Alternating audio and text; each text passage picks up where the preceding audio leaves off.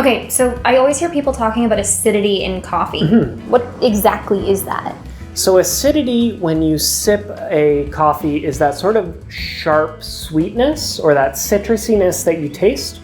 But it also corresponds to something scientific, which is where that coffee is on the pH scale. So the pH scale is a scale of very acidic substances to what are called very basic substances, which is the opposite of acidity, with 7 being a true neutral substance, where coffee normally lands around a 5, so a little acidic. Now a good single origin coffee that's quite sweet might land at a 4.5 or 4.3 or something like that.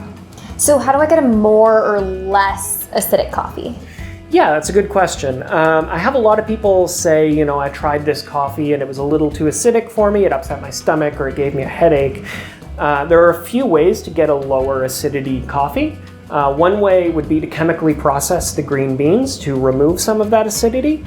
Unfortunately, when you do that, you're losing some of those oils and some of those sugars that give coffee their distinct flavors.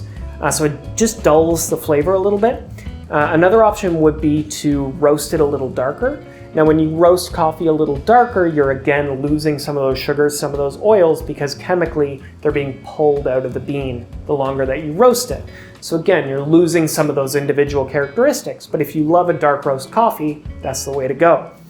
Now, what I think is the best option is just to choose a coffee that's a little lower altitude. It's going to be a little more nutty, a little more chocolatey, a little more caramelly, but you're not going to lose those individual notes.